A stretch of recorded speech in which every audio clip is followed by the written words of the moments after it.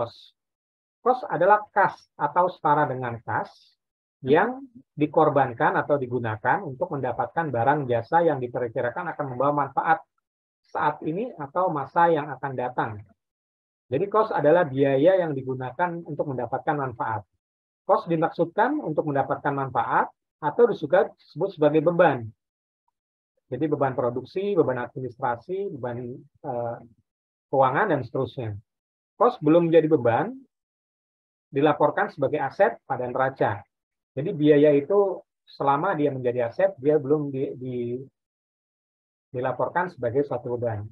Membebankan cost objek secara akurat merupakan hal yang sangat krusial.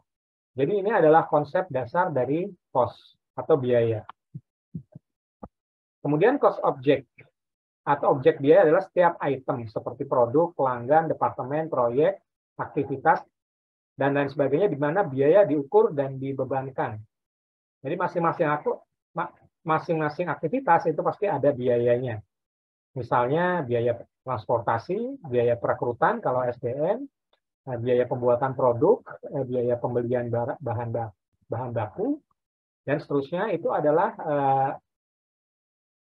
biaya yang bisa diukur dan dibebankan. Contohnya di sini adalah buku tulis adalah cost object jika Anda menentukan berapa harga pokok buku tulis tersebut. Jadi untuk membuat buku tulis itu kan pasti dibuat. Nah, nanti akan menjadi suatu harga pokok dari pembuatan buku tulis itu berapa.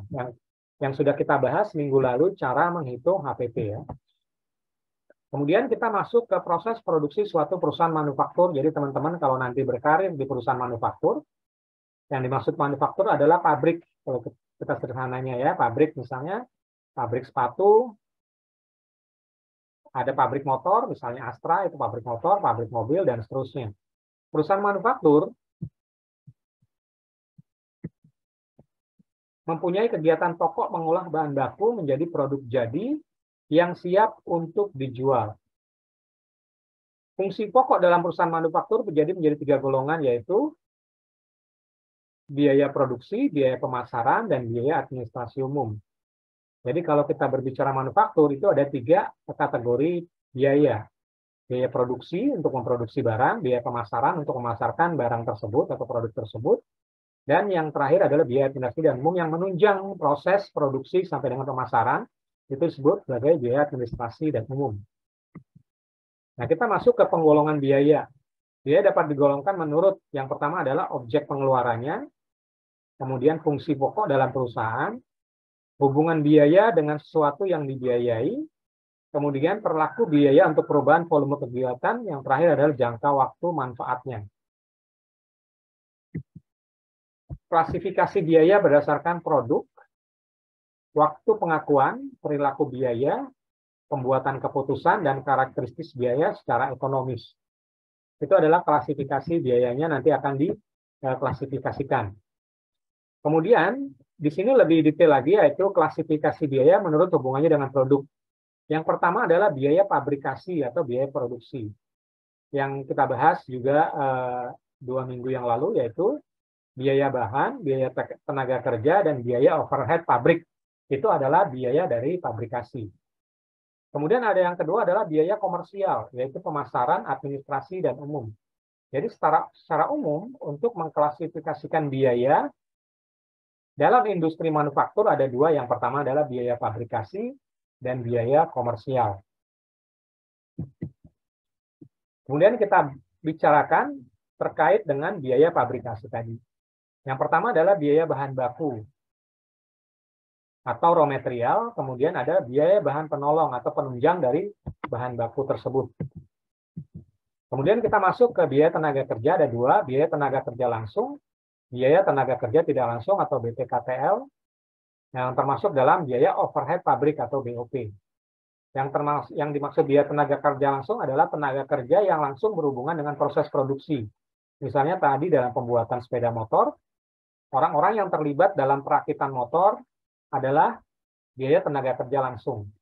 Orang yang tidak terlibat secara langsung dalam proses produksi, misalnya si supervisornya atau mungkin administrasinya, kemudian penyimpanan barangnya atau warehouse, itu dikategorikan sebagai biaya tenaga kerja tidak langsung. Kita menuju ke manufacturing cost. Yang pertama adalah bahan baku. Bahan yang secara langsung dapat diusut ke produk. Contoh kayu jati pada meja. Jadi bahan baku itu bisa diidentifikasi langsung dengan produknya. Contohnya tadi meja, bahan baku utamanya adalah kayu jati. Itu adalah bahan baku, biaya bahan baku. Berapa nilainya dari pembuatan meja tersebut? Kalau kita berbicara meja, selain bahan baku tadi, kayu jati, pasti banyak bahan baku yang lain. Misalnya apa? Misalnya peliturnya, catnya, pakunya, kemudian biaya lain yang terkait dengan pembuatan meja tersebut. Dan tenaga kerja adalah tenaga kerja yang secara langsung ikut mengerjakan produk atau jasa. Jadi misalnya orang yang terkait langsung dengan pembuatan meja, itu akan dihitung biaya apanya adalah biaya upah pekerjanya. Biaya upah pekerja selain gaji, ada upah lembur, ada cuti yang dibayar, ada biaya lain-lain terkait dengan biaya tenaga kerja tersebut. Kemudian BOP, biaya overhead pabrik adalah semua biaya produksi selain biaya bahan baku dan biaya tenaga kerja. Nah, contoh yang termasuk biaya overhead biasanya depresiasi pabrik. Yang masuk depresiasi adalah nilai yang semakin menurun. Misalnya kita bicara mobil. Mobil itu biasanya didepresiasi atau diturunkan selama 5 tahun. Nah, nanti masing-masing per bulan akan di breakdown berapa biaya yang keluarnya. Misalnya harga mobilnya itu 100 juta, nanti dibagi menjadi 5 tahun. Dan nanti per bulannya bisa di breakdown. Itu adalah biaya depresiasi, termasuk biaya overhead pabrik. Kemudian bahan habis pakai, kemudian bahan penolong, gaji mandor, dan sebagainya. Itu adalah biaya yang tidak terkait secara langsung dengan biaya tenaga kerja. Kemudian, untuk non-production cost, pada laporan keuangan, biaya marketing dan biaya administrasi tidak termasuk dalam persediaan biaya tersebut, termasuk biaya periode. Jadi yang di luar biaya tadi ya, biaya produksi, maka dia akan masuk ke biaya-biaya periode. Nah, di sini adalah biaya produksi. Kita lihat di sini yang lingkaran elips pertama ya, yaitu biaya bahan baku. Kemudian di sini biaya overhead pabrik yang warna pink ini kemudian akan berpotongan di biaya tenaga kerja langsung. Di sini adalah biaya utamanya dan biaya konversi. Jadi biaya utama adalah di warna yang hijau ini, yaitu biaya bahan baku, biaya tenaga kerja langsung. Di sini tenaga kerja langsung bisa dibebankan sebagian ke BOP. Kemudian klasifikasi biaya menurut waktu pengakuan. Ada biaya produksi atau product cost, dan biaya periode atau period cost.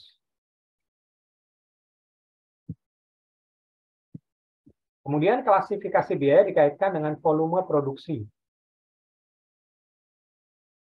Yang pertama adalah biaya variabel atau variable cost.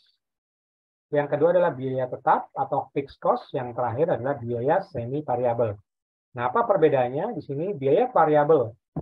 Biaya variabel ada biaya yang bila dikaitkan dengan volume secara per unit akan selalu tetap meskipun volume produksi berubah-ubah.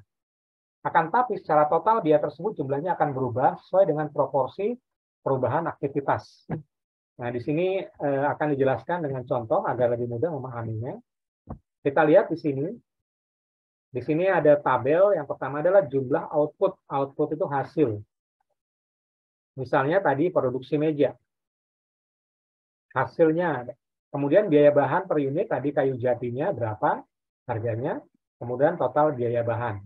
Di sini contohnya kalau 1 unit meja yang diproduksi, contoh sederhananya adalah biaya bahan per unitnya adalah RT 500. Nah, ini total bahannya adalah RT 500. Ini adalah komponen dari meja, bukan mejanya ya. Komponen dari untuk 1 unit. Kemudian kalau 10 unit berapa? Komponennya akan berubah menjadi yang satuannya 500 menjadi 5.000. Kalau 100 unit menjadi 50.000 dan seterusnya. Ini adalah variabel. Artinya biaya akan bertambah sesuai dengan jumlah variabel yang dihasilkan. Kita lihat grafiknya ya, biaya variabel. Kalau kita biaya variabel, kita lihat grafiknya itu akan terus naik. Ya, contohnya tadi kalau 0 produksi ya 0 biayanya, tapi begitu satu naik 500, dua 1000 dan seterusnya 500, 1000 unit, 1500 unit dan seterusnya akan terus naik sesuai dengan jumlah unit yang dihasilkan. Di sini adalah unit produksinya 500, 1000 dan ini adalah biayanya yang bersifat tetap tergantung dengan jumlah unitnya atau variabelnya. Nah, di sini kalau kita lihat di grafik B, biaya variabel per unitnya akan tetap 500. Satu unit itu tetap 500. Misalnya produksi 500 per unitnya ya tetap 500. Produksi 1000 per unitnya tetap 500. Tapi semakin besar dia akan semakin meningkat. Ini yang disebut sebagai biaya variabel, artinya biaya per unit cost-nya itu tetap, tetapi jumlahnya akan meningkat sebanding atau berbanding lurus dengan jumlah unit produksi. Itu yang disebut sebagai biaya variabel. Kemudian kita masuk ke biaya tetap atau fixed cost. Biaya tetap adalah biaya yang secara total tidak berubah jumlahnya, meskipun jumlah produksi berubah. Jadi biaya itu tetap. Contohnya biaya sewa. Nah, contohnya adalah biaya sewa ya. Ini misalnya dalam ribuan unit. Misalnya 60.000 atau 60 juta. Ya, unit produksinya 0, biaya per unitnya tetap tidak ada. Tapi kalau unit produksinya 100, dia akan muncul dan seterusnya. Jadi biaya ini akan tetap, berapapun jumlah produksi, biaya sewanya tetap segini. Tapi kalau dilihat biaya sewa per unit, dia semakin banyak produksi, akan semakin kecil biaya sewa per unitnya. Inilah yang dinamakan sebagai economy scale. Skala ekonomi. Jadi kalau membeli bahan baku, contoh beli bahan satuan, itu mungkin harganya Rp100.000. Tapi kalau kita beli misalnya 1000 pieces, itu harganya mungkin hanya Rp500. Itu namanya economy scale. Sama saja seperti ini. Sebenarnya biaya sewanya tetap sama 60.000 atau kalau dalam bentuk ribuan 60 juta sewa ruko misalnya. Tetapi karena unit produksinya semakin banyak, maka biaya per unitnya yang dibebankan ke unit produksi akan semakin kecil. Jika semakin banyak produksinya, itulah kenapa perusahaan-perusahaan manufaktur besar bisa menghargai produknya dengan harga murah sekali. Coba teman-teman perhatikan persaingan air mineral. Ada yang harganya satu botol itu Rp5.000 dan ada produk baru dengan harga Rp1.000. Itu artinya semakin banyak biaya produksinya akan semakin kecil biaya produksinya. Semakin banyak unit produksi akan semakin kecil biaya HPP-nya. Nah, di sini adalah biaya tetap. Biaya tetap akan tetap seperti ini. Berapapun jumlah produksi, biaya yang dikeluarkan akan tetap. Tetapi semakin banyak produksinya, biaya yang dibebankan per unit akan semakin menurun. Dan seterusnya. Inilah dinamakan sebagai keunggulan kompetitif dalam persaingan bisnis. Kemudian ada satu lagi yaitu biaya semi variabel. Itu adalah gabungan antara biaya tetap dan biaya variabel, fixed cost dan variable cost. Kalau dia bersifat seperti ini ya tidak di antara kedua tadi ya. Kemudian metode pengumpulan biaya produksi